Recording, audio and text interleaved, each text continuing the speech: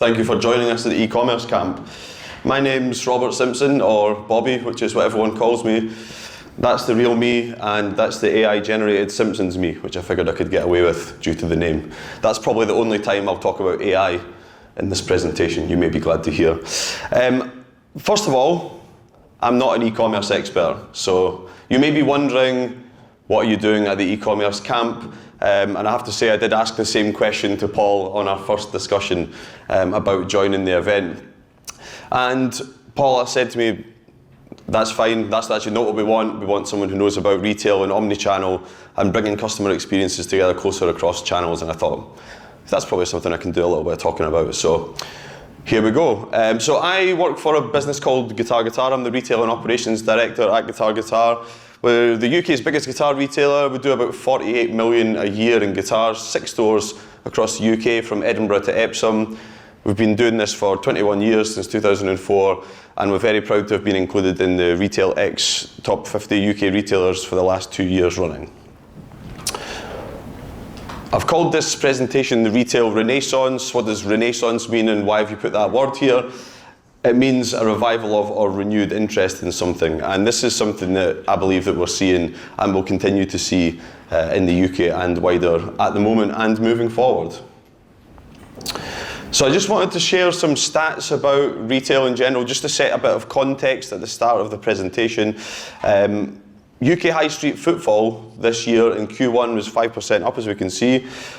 Almost 3/4 of UK retail sales in 2024 were still in store. And over 7 million square feet of UK retail space has been leased in the first 3 months of this year. How does that pertain to omnichannel specifically? Well, we know that 3/4 of customers will use both digital and physical touchpoints on their customer on their buying journey. We know that buy online, collect in store propositions, click and collect accounts for 15% of e-commerce sales. And we know that the halo effect is real. The halo effect being when you open a bricks and mortar store, bricks and mortar location, you make your products available in person.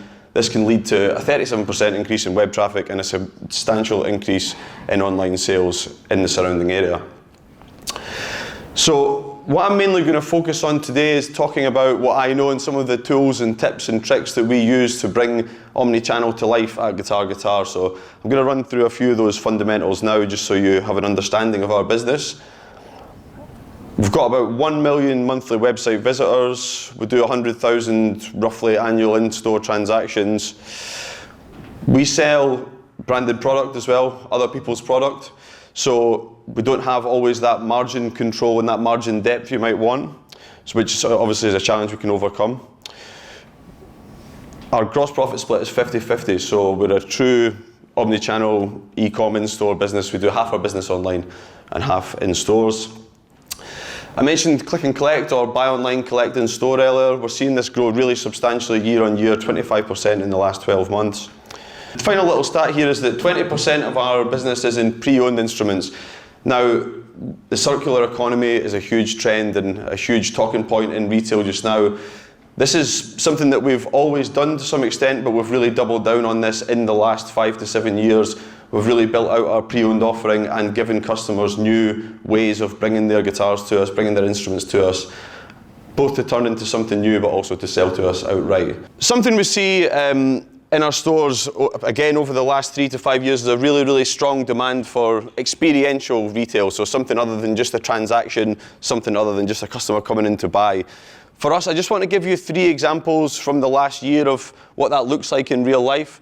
So for the top one, we've put artist events and clinics. Recently we hosted, some of you may have heard of a band called Bring Me The Horizon. It's one of the biggest metal bands in the UK right now, Brit Award nominated.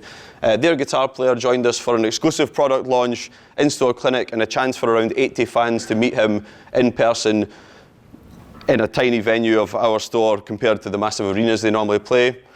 If you haven't heard of Bring Me The Horizon, you've probably heard of Liam Gallagher. We had Liam Gallagher's sound man and front of house tech join us on a Shure product discovery day where they had a raw mix of a Liam Gallagher live set which the audience were allowed to mix for themselves and hear through the product. And we hosted Chris Martin, not the guy from Coldplay, the CEO of Martin Guitars, one of the biggest names in acoustic guitar manufacture, who shared his story of how he came to run this company and how they still continue to make the best acoustics in the world to a tiny audience of 40 people in our Camden store, which we could have sold out probably 10 times over. So I want to take you back now to why we really embraced an omni-channel approach at Guitar Guitar and why this was so important to us. And I want to take you back to 2015. In 2015, Fender, the biggest electric guitar manufacturer in the world, surveyed their US customers, and they found out really 3 things that completely surprised and shocked us. The first one was that 90%, so 9 of 10 new guitar players would give up in less than a year. So we had this huge influx of people buying product, but only 1 in 10 of them would go on to become a lifetime guitarist, a lifetime customer. We also found, on a more positive note of that, those who continued over a year would have a lifetime value of about $10,000 of spend. Thinking again about these new guitar buyers that did exist, around a half of them at the time were first-time buyers, and around a half of those first-time buyers were women. Now, in the guitar industry, in guitar retailing, we've never really seen that trend before. We weren't seeing it at the time, but really this was the sign for us that demographics were changing, the customer base was changing, we would have to change, and the way we offered what we brought to the market to the customers would have to change. In line with the points I've just raised, probably the most damning and the most worrying for us, admittedly in the US market, was this stat that buying a first guitar was found to be very intimidating in a traditional music shop environment. Any of you who've maybe been to a guitar shop, music shop in the past have maybe found uninterested people not talking to you, not engaging with you, not asking you good questions, happy to do their own thing. We wanted to change that, put it on its head, and be a real point of difference. So that allowed us to, and that informed us creating really 2 things. Firstly, our mission statement, which is from first chord to world tour, encompassing that every guitarist, every musician, we want to be there for them, whether they're getting started or whether they're established, they're playing live, they're out there doing their thing. We also created off the back of that a 3-point promise, which was something to anchor ourselves to, which allowed us to bring that vision, that mission to life, which was that we'd use our talent, our passion for the product to inspire people, that we would always try and find people the right thing, whether it was the first time or beyond that, and we would be the first people to bring a longer warranty period, 3-year warranty and a 30-day exchange to the market, which no one else in the UK retail scene in guitars was doing at that time and has since been imitated. What that meant was, thinking about omni-channel, is that our returns, policies, our warranties, everything is exactly aligned across the channels, so there's no differentiation, there's nothing to deter people from coming in. We give the customer pure confidence and comfort. So, as I've said, I'm not an e-commerce expert. Please don't grill me on e-commerce, but on this point, one of our strengths is our e-commerce platform, and particularly the way that we use and hold our stock. So 98% of our inventory is live, is online, is ready to buy, whether it's for click and collect, whether it's for next day delivery. It's all there and it's all live, and we'll never have under 2%, which is unavailable, possibly due to being photographed, just having come into stock, etc. We photograph, we ship, we fulfill from all of our sites. So 6 stores plus a warehouse all have the same functionality in terms of how we can process the goods, how we can get them to the consumer, how we can get them out into the market. On that point, 80% of our stock value is held in our retail stores, not in our warehouse. So again, because we can fulfill from every location every day of the week, we can confidently put our stock where people will see it and make it available to people. We don't need to keep it hidden away, siloed away. We can keep bulk and backup and extra in the fulfillment center, as well as anything that turns more slowly. And I'm told, we do have an industry-leading e-commerce platform across key metrics like Core Web Vitals, which we entirely built and host and manage ourselves.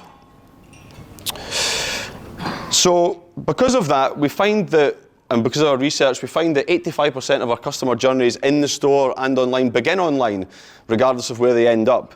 And that's going to be really one of the themes of the example I want to take you through here. And I've just put on this slide a few examples of some of the things that customers say when they come into our stores.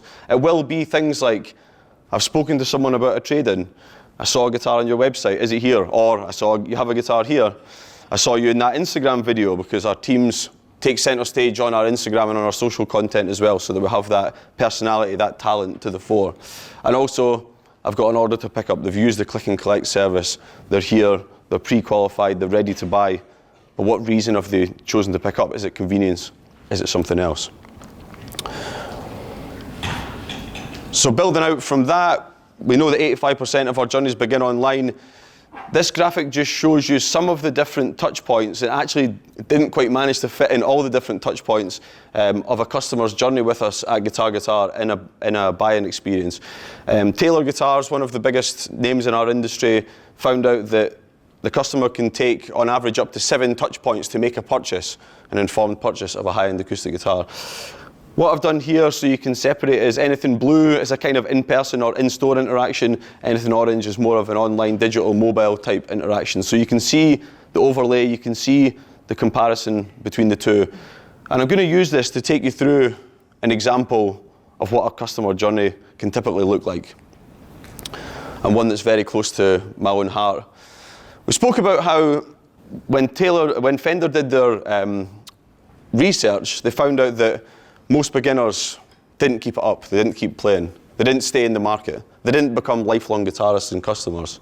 So I'm going to take you through an example, a very top level, of what a beginner's journey with Guitar can look like, and how we try and keep them in our ecosystem, how we try and keep them both loyal to us as a retailer, but also in the world of making music and playing guitar. So we start at the top of the funnel. We've got our targeted ads, we've got our organic search, PPC, social media, product-led search. That might take the customer onto the website, onto a landing page with more information, onto a blog post, or indeed land directly onto a product from Google. Every product page has the ability to chat on-site live, so they may speak to an agent during that time. They may go back and continue that process. They may do further research, manufacturer's website, brand website, further on our website, or they may just proceed. For this example, I've just taken a easy, clean, linear example, and we've said that they just go and make a purchase at that point. So they've found a beginner's offering that they like, which I'm going to show you some of shortly, and they make their purchase online. So what happens then? Is that it done? Set and forget, just leave them to play? No, this is where really the activity begins for us. We sign them up to our loyalty scheme, permission permitting obviously. They get a welcome email, which I'm going to show you shortly, which even if they've bought online, the welcome email, if they're within a radius of a store, will show and tell them where their nearest store is and what the value and purpose of coming into that store is. There's an online account generated which logs all of their sales, all their repairs, all their activity, so that if they do come to the point in future where they want to trade that guitar back into us, it's all there, one click, easy, instant quote, and we can recycle that guitar for their benefit and for ours. We also at that point add them to a local store newsletter if they are within a certain radius of a local store. They'll be retargeted with advertising. They might engage with us on social media. And something we've been working on for the last year is doing outbound follow-up calls which are store-led. So this is store staff and experts phoning people who've purchased online, following up with people who've purchased online, checking they're satisfied with their experience. For a beginner, what are some of the pitfalls? Don't know how the thing works, don't know how to play it, have broken a string. All this stuff we can head off by being proactive. And we've been really seeing great success and really great customer satisfaction cutting through the noise by contacting people on the phone, in addition to having them in an email cadence. For the purposes of this example, that leads them back onto a website a visit, maybe to a store page, maybe to a value-added blog that I'm going to show you shortly. That might bring them then to their first store visit, which again could be a value-add proposition, could be a free restring, could be what we call a guitar MOT, where we check the guitar's working and functioning as it should. It could be some event or something along the lines of what I've mentioned with an artist or with someone that's of interest to the customer. So we're really showing them that we're about more than just selling them the first guitar here, that we're musicians and that we are going to be part of their journey moving forward. And then that might lead us to our second purchase down the line. So this is just one example and kind of an idealized one, because any of these touch points or any others could jump in and out at any point. Again, the blue is store or in-person connection. The orange is more online, digital, mobile connection. Just to illustrate that point, Oh, don't know if that slide's in there. It's fine, I can put that later. I just wanted to show you some of the specifics of what the customer will actually see when they're on this journey. So we said they're going to start online, they're going to buy online, then they're going to visit a store. How's the value going to come to that? So you can see that in this graphic here, Kieran, which is the chap in the middle there of the video, he's standing in our Glasgow store. And he's going to talk about the products that are in our beginner offering, including our own brand and proprietary product, from the context of that store, with authority, knowledge, passion, excitement. Maybe get him a job at Shadow Foam, if he's any good, you can tell me. Obviously, what we're framing our message as is we're helping someone start a journey. You know, we're taking the sting out of it, we're making it less painful. And to further that point, we've got the live chat available on every product page. When the customer ventures further onto the page, they've moved past Kieran's face demonstrating the video, they're then going to see the products that Kieran's been presenting. So in this case, I've picked an acoustic example, and I've picked out specifically the East Coast brand in the middle. I mentioned at the start that we sell 95% branded product. This is the other 5%, which is our own proprietary brand. The reason I mention that is our store teams actually develop and come up with some of the concepts and some of the specs for these problems. So they're very invested in the product right from the start, and we mirror those messages in store and online. On that point of mirroring, this is just 3 ways in which we do that. So we've got the own brand East Coast product, pride of place in the store. We've got our mission statement from First Chord to World Tour visible. We've got the same colours and the same words being used here to remind the customer that this is a path that they're taking one step on at a time, and that we're going to be there. Whether they buy in store or online, doesn't matter to them, doesn't really matter to us. I mentioned earlier that we do a local store welcome email for anyone who is within a radius of a local store. This is an example of what that looks like on the left. Bit of a preview of what the store looks like, and a map with instructions, clear call to action, 13 minutes drive. And that allows us to have something to build on when we talk to the customer next to invite them in. And the other thing I've included just for context is the receipt wallet on the right, which again, anything online, anything in store goes with the same receipt wallet. And what we realised with this, when we analysed the use of this, was people only looked at this twice, ever.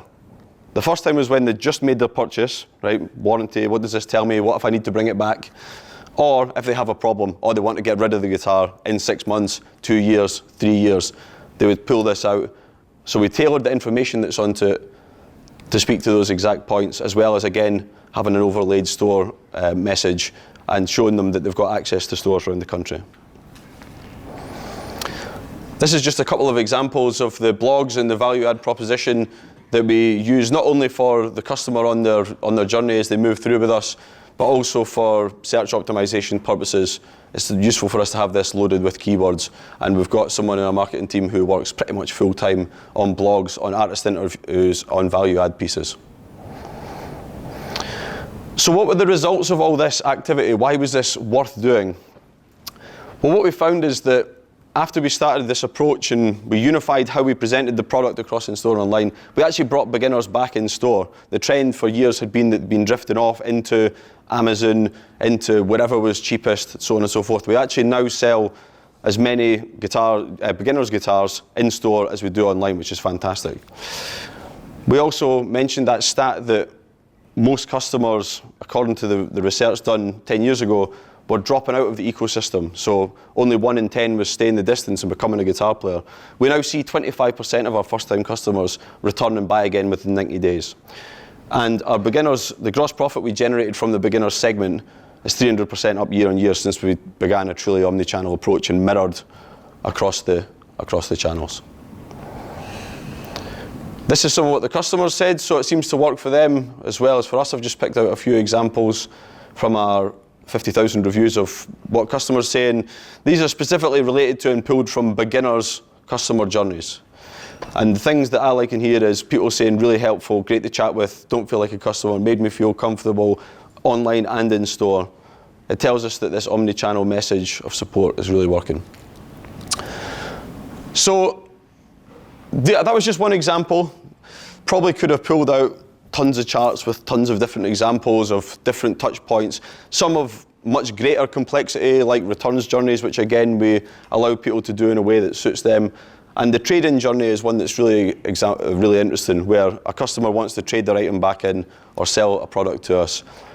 And I've actually included a slide in that, which I'll put in the final deck. But what do we get from having both channels to operate through and speaking with one voice through them?